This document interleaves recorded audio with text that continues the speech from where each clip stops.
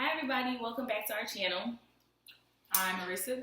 And I'm Morgan, and today we're going to be doing kind of like a catch up with us, what have we been doing, talking video, just kind of a little bit of a rant, not too much, just kind of something to check in and allow you all a safe place to talk to us and us to talk to you about the things we've been kind of experiencing the last couple of weeks since we haven't posted. Yeah, so we're super excited to be back filming, you guys. It's been a crazy past month or whatever. Not a lot has changed as far as day-to-day life, but recently day-to-day life has changed. But I feel like in regards to what we've been doing this whole summer, it's pretty much been the same. But we do have some exciting things that's been taking place, and it's kind of some letdowns, but that's a part of life. Part of life. So just first, I want to ask, how are you guys doing? We would love if you guys would comment below as we go through these topics with things that or you're going through, or with just, positive things, because I think everybody deserves a little bit of positivity these days. It seems like everybody's going through something, whether it's emotionally or mentally. So this is a good check-in video. Like I said, it's a safe space, and if you comment, we'll do our best to comment back so that we're interactive with you guys. All right, so the first topic is just basically said what we've been doing. So I guess name something that you've done that you've enjoyed the past week or two. I kind of wrote down something. Well, I know I wrote down something for her. It was about her job, so she's kind of. But you can go tell your story first, not to. I don't have any story. Oh, about your exercising. That's yours. I've just been exercising. If you follow me on Snapchat, I've been picking back up kind of where I left off in the last winter. Or last fall, just trying to be healthy, eating healthier, making healthy choices when it comes to getting up and being active every day. So I've been really strict on myself about going every day to the gym. I also have met with a dietitian, and she's giving me pointers and things like that. So I'm just going to be trying to do low carb. If you're somebody that has successfully done low carb, kind of macros, keto, any of that stuff, please let me know down below some things that got you through that time, because I'm new to the macros, not so much the keto or low carb, so I could use some help in that area. And then also with exercise and stuff like that, if anybody is exercising and like doing it as a daily thing, it's like a lifestyle for you, and you follow us, I would love for you to comment below some of your favorite daily exercises for whole body, because I might try to do them too. And if you guys are interested in seeing one of my workouts, because they really are just very simple, I will love to record it for you one day. You just have to let me know if that's something that you're interested in. Okay, so for me, the past few weeks have been heavy on like school involvement for me. If you guys follow me on social media, if not, then I'm going to share it here again. I am the vice president of the Black Student Union on my campus. So we had a Juneteenth event. It turned out fantastic. The turnout was great. The heat was there, but it wasn't too bad. The campus and the school came out, the city came out to support us, which is great. I feel like a lot of other races besides African Americans learned out a lot about the things that we go through and ways we can be better as a school and as a community to make us feel more inclusive and less separate from the other races at our school. So that was been well. I've been doing a lot with their organization. And then secondly, some really exciting news. I just got a job today, so so it's like the perfect time to film. I think right here we should just enter a whole bunch of facts. Did we mention to them about our shows? I don't know if y'all know, I had been working at just a grocery store for quarantine time or whatever. For me, it was hard because I do fight anxiety, and I had some health issues, and the job was never what I wanted to do. So dealing with anxiety and going into an environment like that where you don't like it, when you do things that don't make you happy or you're not comfortable with, when you have anxiety, those are all triggers for you. So for me, being at work every day, it wasn't a major trigger. I can get through my shift, but a lot of times I was miserable. I'll have to go to the bathroom and like calm myself down. So being able to leave that job and leaving it on a positive note, I didn't leave on a positive note. Like the situation that came up was not positive, but having support from my managers and feeling comfortable leaving and not feeling like I had to sneak out to leave. Because you guys were, and I was like Peter Tyler always. How do I tell them this? How do I tell them that? Leaving in that note and landing a job today in a field that I'm comfortable with and I'm familiar with, it makes me really happy. So yes. I'm really proud of her. I might be sharing some news about getting a job soon. I don't know because, as you guys do know, I do teach, and I think we are going back in August, like the second or third week. Mm-hmm. So for me at this point in the game, I don't know if it's really worth it. I might just have to wait until school starts back up in late August.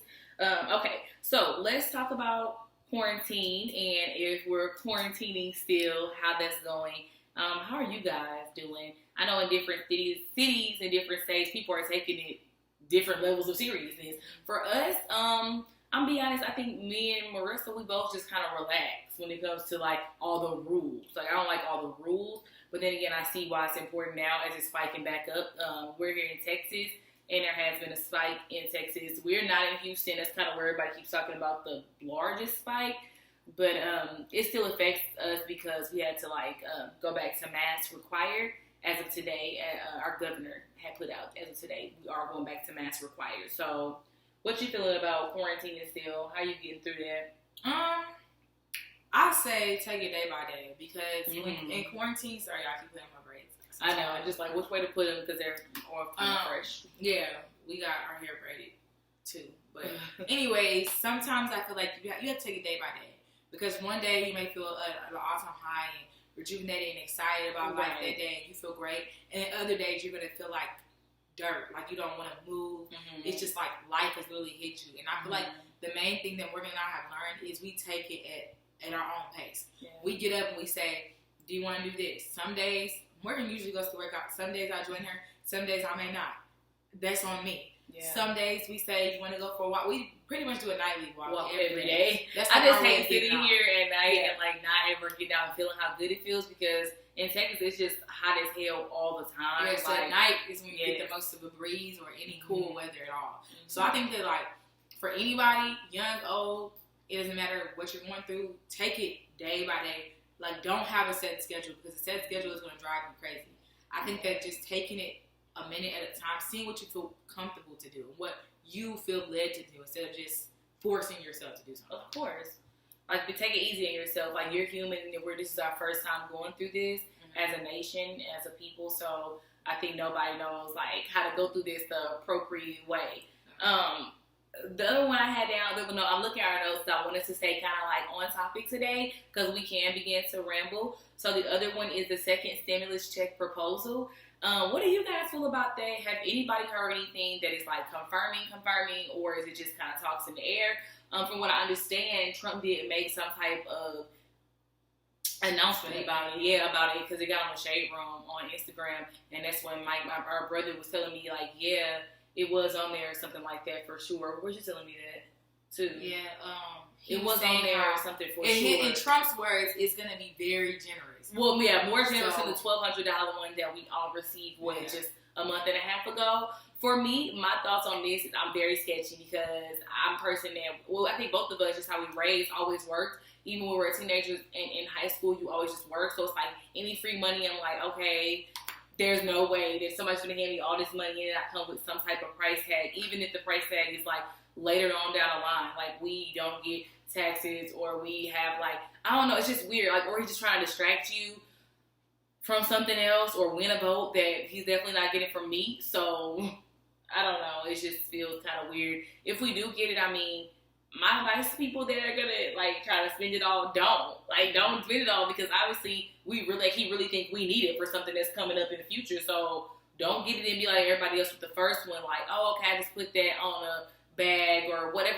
I would really try to see how long you could save this one or invest it into something else to make the money grow. No, I would agree. I say that. Yeah.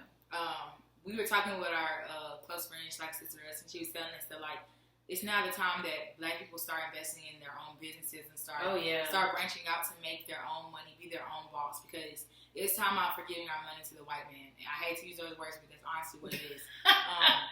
We're all working under people, and most of them are white men. So I feel like us as women specifically, and also Black women specifically, because women are already a minority when it comes to we are a minority in itself as a gender. But I think that under that as a race, so that means we have double of the negative from coming from working. I think that we need to be our own bosses and create our own money because at the end of the day, you're never going to probably see a amount of money like this again besides taxes.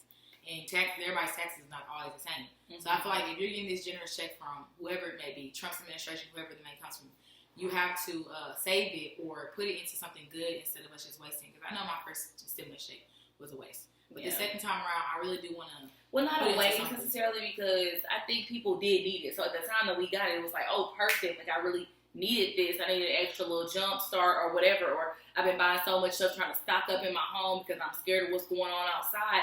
That, yes, we actually use those checks. Like, not everybody just blew it on junk, but, like, it was gone for most people because it was like, should I stock up? Should I buy stuff? Like, I don't know. So, just being honest, this is how I think about it. It's just, I don't trust it, but at the same time, it's like, what can I do to stop it? So, whatever. Second wave of the corona. It sounds like a news show, but we just want to talk about it because it's like, do y'all believe that this is really coming? Because they're talking about a winter corona part 2, like more quarantining, more shutting things down, and more lives being lost. They're saying this one will be worse because it will happen during a time where it's completely cold outside, and apparently the weather and the climate affects the rate of, It's saying that if it freezes, like, poles and, like, you have a railing outside, if it's cold, ice freezes to it. So if you touch it and you have the coronavirus, then that means that virus is staying on there, it's going to stay. Compared to if it's hot, it can come off.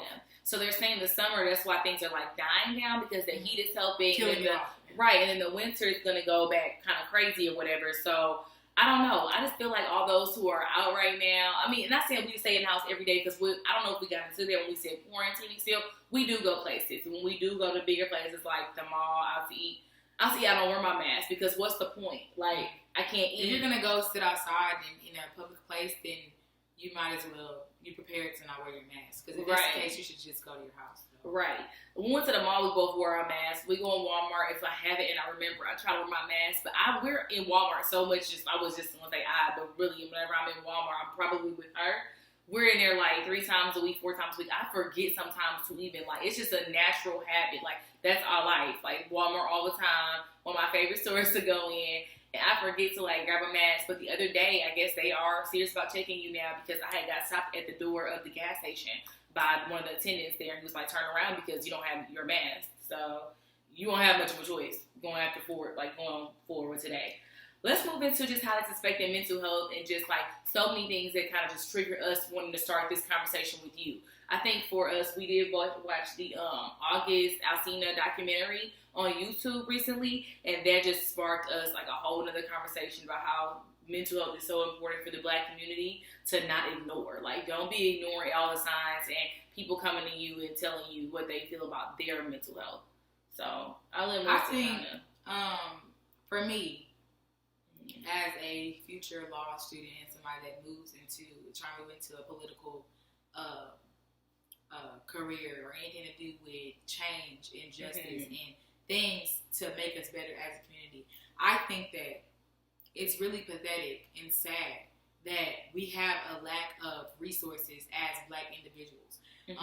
And a lot of these counseling centers, the Black counselors are sometimes underpaid, undervalued, and they're also always kind of like overworked. They're never really, they're never getting the respect they need. So I'm not gonna say it's the problem with the psychiatrists or the counselors because it's really not all on them. I think that a lot of us lack the resources as well to find these people. Or we've always had this thing in the Black community where we say we keep everything a secret. So your parents, a lot of people don't start going to a counselor maybe in their 20s and 30s, and you will go through molestation, verbal abuse, physical abuse, like. All these different things, deaths around you, seeing children, police brutality, probably, police. I mean, I feel like we can go into all things that cause mental health, but I think the main thing is once you know that it's a trigger in your life, or once you're exposed to any type of trauma, is like being self-proactive. Like that probably wasn't a good word combination, but just being proactive, taking it upon yourself to say, I know I've experienced some trauma. I know this is gonna kind of backfire in the long run if I don't figure it out now.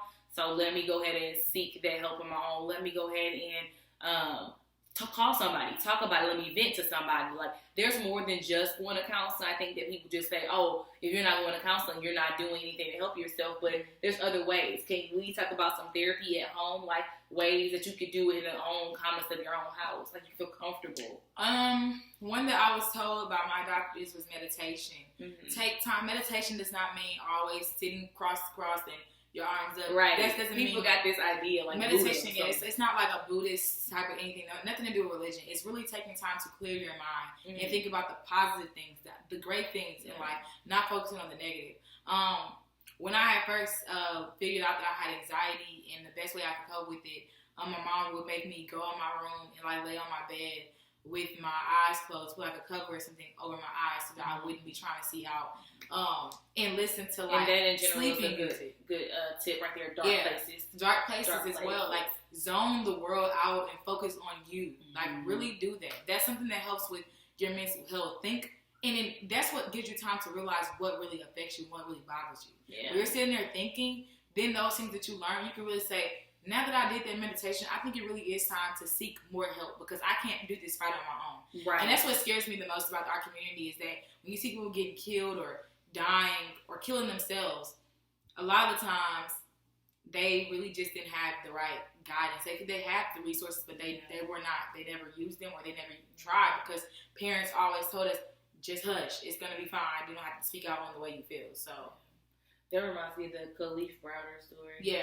That one, like, how he just, like, didn't have any type of resources or he just didn't even understand what's going on within himself. Like, he had mental issues, but, like, I don't think he even knew he had them just because of, like, it being such, like, a non-talked about thing in those type of communities where you're supposed to be strong even through trauma.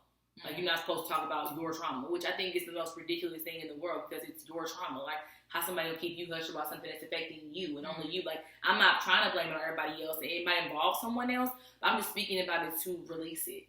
Like, speaking about things is a sign of or a way to release it. Like, it's a way of releasing it. You don't always have to go and, like, do something crazy like burn or something, like, symbolic. You can just speak about it and, like, vent, and that helps, too. I think to normalize, because one of our notes says normalizing truth in Black families, I think that's just something that should start as a young age. I think if you have a child right now, we both are childrenless, so I can't start this practice with my child necessarily at this moment, but I can start with my friends, my family. I think the main thing is like to be okay saying no and to be okay like speaking in your truth as long as it like, not even as long as it doesn't offend anybody because it doesn't matter at the end of the day if it offends, if it's true. So I think the thing is just like start having moments where you sit down with your friends and say, kind of, this is like truth hour, y'all. Like kind of let's speak what we feel.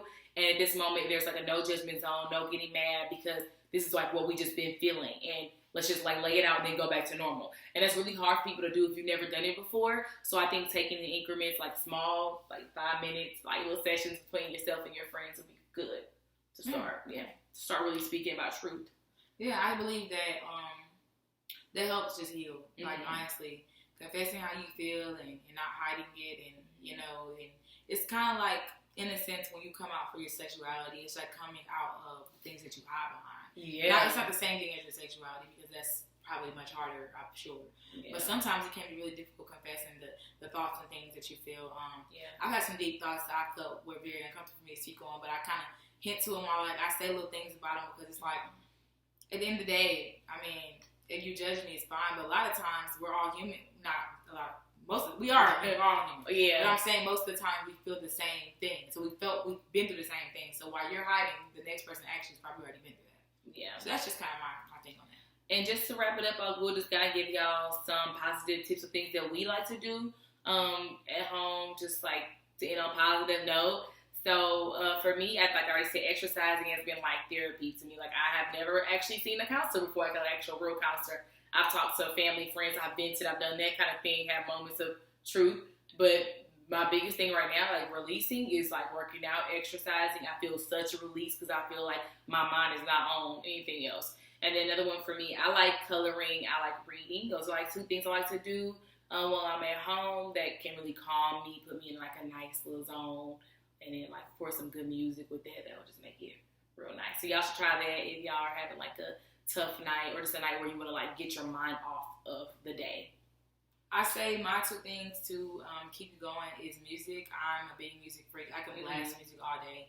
I have a thing of issue with that. I love loud music. You don't have to be loud. Even if you have your earbuds in or whatever, and you have your moment to be free, and you play your music and you feel empowered by your music, gospel, whether it's gospel, rock, I don't care. As long as it makes you feel empowered, do that. Secondly, I just started following this page called Black Girls Do Law. And I was saying that because that page is focused on Black lawyers and Black law students that are going into the field, empowering each other, giving legal advice, also like ways to get prepared for the LSAT test and things that we're getting ready to do as future law students or law students. So I would say if you are in a career field, not even if you aren't, even if you are see a goal of doing something, follow pages of people that are doing those things, because when you constantly seeing the goal, my dad, I feel like my dad, because literally he just said this to me.